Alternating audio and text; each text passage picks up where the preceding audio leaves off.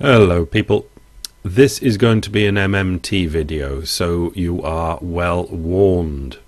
Now, some people think MMT really only applies to the United States of America, but it doesn't. It applies to everywhere in the world: Canada, the United Kingdom, Australia, and in a great way as well to Euroland, because it's all applicable. I'm not saying it all works in the same way, but the understanding of MMT is essential, I think, to getting a good grasp on what is happening in the money world. Okay, I'm going to have a go at this via the United States of America, but as I say, it's not all about America. It's all about modern monetary making. Okay, so I'm going to go to Barry Ritholtz, the big picture, to start off with, and a headline that he has: Fisher, Fed couldn't monetize debt unless Congress created the debt in the first place.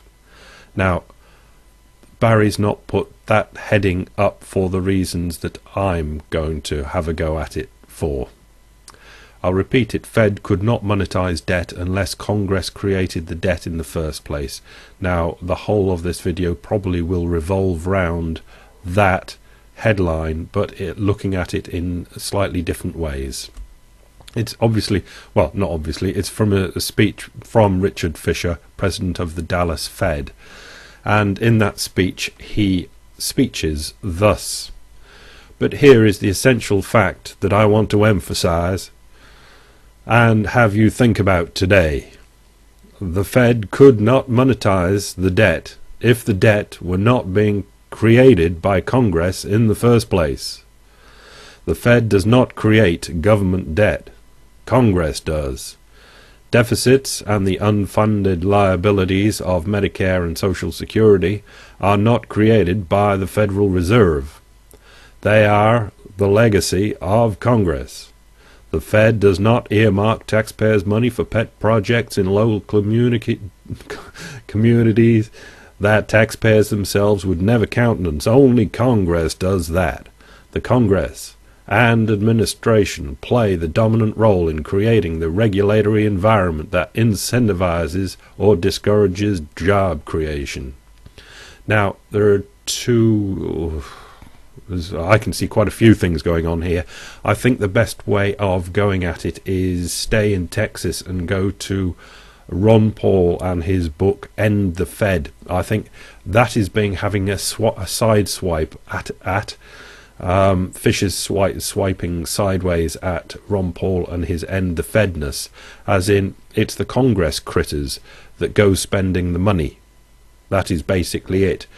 Talking about Fed monetizing it, what he's saying is, well, there wouldn't be any deficit to monetize if the Congress didn't spend it in the first place.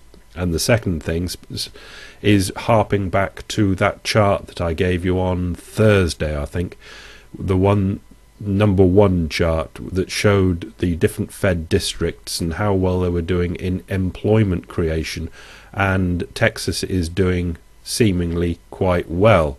And so he's saying two things there: get it done the Republican way, I think Republican, I'm not sure on the politics, and create jobs the Texas way, and don't do it the Democratic way, which is spending government money on projects that don't create employment and then pass the deficits on to the world, which the Fed is part of, and have the Fed as part of that world to try and get all that deficit paid for. That is kind of what Fisher is talking about.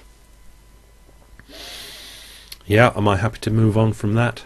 Yeah, I'll throw in the note here: do not, please, get tied up with Republican and Democrat sort of politics. That's not at all what I'm getting at here. All I'm trying to do is explain it clearly. And if you get caught up with Republican and Democratic type politics, you will have no chance at all of understanding what I'm talking about. So in a way, I regret talking about it, but I did. But now I've asked the jury to strike that from the record. Okay, let's move on. And we're moving on to pragmatic capitalism. Cullen Roche, I think, Cullen Roche is the man, and he is my top go-to for explanations of what MMT is and how it works, because he is such a wonderfully patient explainer of the nuts and bolts of it. And the nuts and bolts are pitifully easy to understand, but horrendously difficult, seemingly, for the mind thing between our ears to actually get hold of. I know not why. Anyway, he is referring, will refer to that speech.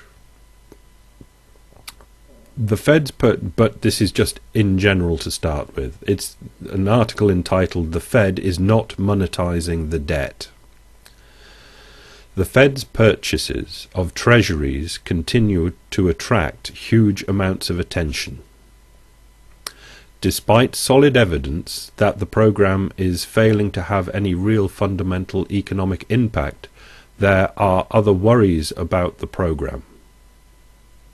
That's the Fed's purchase of treasuries, QE.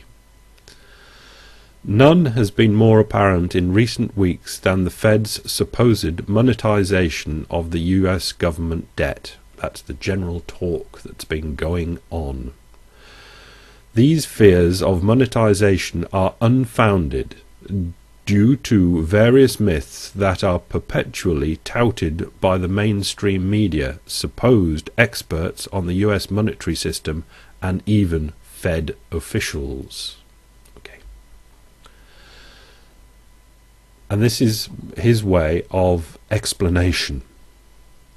When the US government was working under the gold standard, the US Treasury would literally print up certificates to purchase gold from gold mines. These gold bars would be delivered to the government, and the Treasury would issue a check to the miner. This new money would end up at the Federal Reserve Bank in the form of deposits.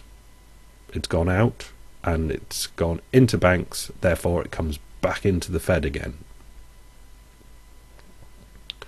Or into the Fed, I should say, as bank reserves. This would naturally increase the money supply. Now, don't forget we're talking a bit old-fashioned here. An increase in the money supply is scary for obvious reasons. This is a pure acceptance that an increase in the money supply probably would lead to inflation. So, the term debt monetization has its origins in the days of the gold standard, but persists to this day despite the fact that we are no longer on a gold standard. Not surprisingly, the term is still used today despite the fact that the US government can't monetize its debt via Fed purchases. Okay, so he's saying that the term debt monetization used to mean something, and now it does not. More elaboration. This issue was magnified yesterday when Richard Fisher of the Dallas Fed invoked the evil debt monetization term in his speech that I've already referred to from the Barry Ritholtz article.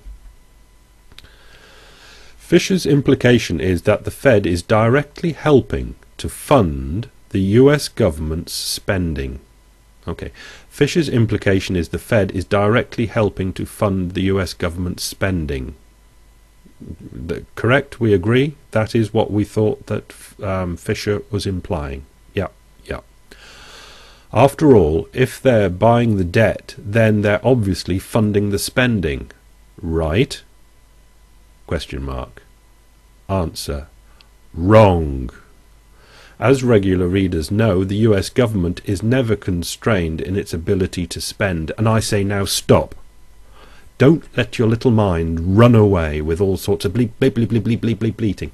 If you're going to try and understand this, or even re-establish it in your head, do not go running away. Stick with this and let your mind run afterwards, please. Thank you. The US government is never constrained in its ability to spend. Stop. Pay attention. Our monetary system underwent a dramatic change when Richard Nixon closed the gold window. It removed any constraint on the US government's ability to spend. Stick with it. Nevertheless, the operating structure of the gold standard, issuing bonds, etc., is still largely remained intact. Okay, so although everything changed when Nixon closed the gold window, quite a lot of the old architecture has stayed in place, and an awful lot of the vocabulary of the old system has stayed in place, but the fundamental workings have changed. Okay. The issuance of bonds continue to this day due to congressional mandate, old law, and it still pertains. But okay, stick with it. In reality, our bond market funds nothing and serves only as a reserve drain which helps the Fed maintain its overnight target interest rate. Okay, it's not funding anything, it's just something now that the Fed uses to maintain what they use their target rate. When they announce that they're putting rates up or putting rates down, that's their target rate, and they use the buying and selling of bonds to achieve that desired rate. End of. But we can continue. It has nothing to do with funding government. Repeat, it has nothing to do with funding government. When the US government wants to spend money, they do not call China and ask for a line of credit. They do not count tax receipts. And they most certainly do not call the Fed to ensure that we have any money left. No, the truth is that the USA never really has or doesn't have any money. Okay, almost impossible to understand. But it comes under the heading, the glorious heading is the government, the US government and other governments that operate freely with their own money supply that the government can create is never constrained like a family or person is constrained. It's a different mode of accounting. Has different implications, but is a completely different mode of accounting. And anyone that talks about government accounting with regard to household accounts is wrong. And they most certainly do not call the Fed to ensure that we have any money left. No, the truth is that the USA never really has nor doesn't have any money. It just doesn't. It doesn't work like your checkbook. So the entire implication that the Fed is helping to fund the US government expenditures is entirely inaccurate, and anyone who implies as much is still working under the now defunct gold standard model and clearly doesn't understand the workings of the modern monetary system. And as Cullen said earlier, that can surprisingly even include members of the Dallas Fed or other Fed members. I've heard lots of them have a go at this, and they are influential voting members on the FOMC. For a brief instant, Mr. Fisher appears as though he is on the verge of understanding the system he now heavily influences as a new voting member of the FOMC. Mr. Fisher says that the spending effectively comes first. Okay, if the spending comes first, I'll let him do it. This is a requote from the Fisher speech. But here is the essential fact I want to emphasize and have you think about today. The Fed could not monetize the debt if the debt were not being created by Congress in the first place. The Fed does not create government debt. Congress does. Lights should be going off in Mr. Fisher's head at this point as he says this. This is important because Mr. Fisher is essentially acknowledging that the Fed is not the entity that actually conducts helicopter drops. Of course, spending comes before debt issuance.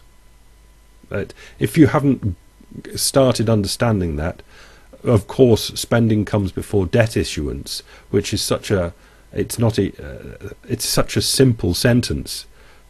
You just don't understand it, and you have to go through the steps of understanding this to get to the understanding of that very, very short sentence. Of course, spending comes before debt issuance. And it's not even predicated on the fact that, okay, they'll issue the debt later. Spending comes first. And unless that is written in lights in your head, as in it's a really understood concept, you won't understand the depth of the importance of that small phrase and that concept that you must have in your head if you want to understand money. Of course, spending comes before debt issuance. It can be no other way in a monetary system such as ours. The Fed's role in this process is purely monetary. It has nothing to do with the fiscal side. The Fed does not print money. Congress is the entity that prints money via deficit spending. And they always decide how much to spend before considering any potential constraint from taxes or bond issuance. They don't care about it, because it doesn't have to be cared about in a money sort of way. But there are knock-on effects. Don't be running away from this thinking, oh, well, they can just print it up and la la la, and just write this off as la la talk. Cullen and other MMT people are 100% aware of the implications of Congress's stupidity. Congress is the entity that prints money via deficit spending, and they always decide how much to spend before considering any potential constraint from taxes or bond issuance. Unlike a household or state or Euro country, the US government does not need money before it spends. That's just a repeat of the of course, spending comes before debt issuance. The US government does not need money before it spends. It does not need money before it spends. From a common sense perspective, you would think that this would set alarms off in most people's heads. However, it doesn't. The idea that the US government is never revenue constrained is so foreign to most people that their minds repel it. It's just one of those things in life that we can't understand. I don't know if it's genetic, or it's social on top of genetic, or purely social. We just cannot seem to grok the idea that the US government is never revenue constrained, without running off into all sorts of problems before we understand the fact that the US government is not revenue constrained. We can first, this is why I'm driving this and driving it. First, we get into our heads that the US government is not revenue constrained, and then after we accept that, we can go out into the fields and discuss what are the implications of that. But so many people, everybody, as far as I can see, just runs off into the field of implications before really understanding the actual, really getting that concept that the US government, no sovereign government that has issuance of its own currency is ever revenue constrained. Get that first. Get that really well concepted in the brainium, and then we'll move on to implications. They're still buying the bonds, and the spending is occurring regardless of the Fed's actions. Well, it's important for several reasons. They're still buying the bonds and spending, and the spending is occurring regardless of the Fed's actions. Well, it's important for several reasons. I think I might have left something out. He goes on. There are eight little reasons why this is important. And I've just picked out number one, because if I go to all eight, it'll be far too much confusion. And not for your pretty little heads, it's just too much. Someone who understands the modern monetary system understands that a sovereign government with a monopoly supply of currency in a floating exchange rate system has no solvency issue. Therefore, it should not be treated as if it's a household business or state. Now, this is just kind of the first thing to understand of the 8 important things that Cullen's putting up here. But I'm just going to stay with that one. I might make a video later about the other 7 and all the comments that come in. I've been watching this grow and grow. I think they're up to about 250 comments now, and Cullen has been brilliantly patient, explaining over and over again, grabbing people and pushing them back right to the beginning, that first you must understand. Someone who understands the monetary system understands that a sovereign government with monopoly supply of currency in a floating exchange rate system has no solvency issue. Therefore, it should not be treated as if it is a household business or state.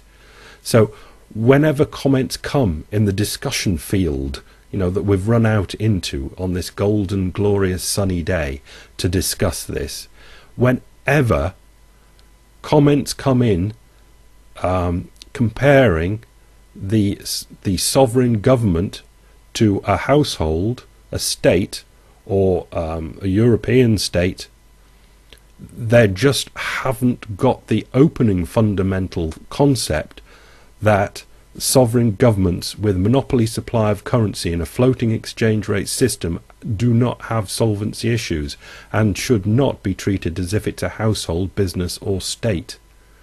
So if any of your comments come out, they'll always come to your head comparing the US government or sovereign government to household, business or state, as in, US state like Texas. And if they ever do, you've just got to knock it back, because there is not correlation between the two. And always you've got to jump back and reinforce why the sovereign is never constrained, and keep going back and keep going back. It's useless to go discussing it in the discussion field unless you've got that concept completely grokked. So I'm sorry to push it on people that have about got it, and I'm sorry to push it on people that just don't understand it and won't accept it and want to rush out into the field and discuss this. But it's utterly useless to discuss it out in the field unless the opening fundamental understanding is there. It's just a waste of time, because we always have to come back to the basics, which we haven't really got to yet. But I think that's as far as we can go in this video. So leave it with you, and I know it doesn't cheer people up, this MMT stuff, but it is vital if we're going to talk money. Bye.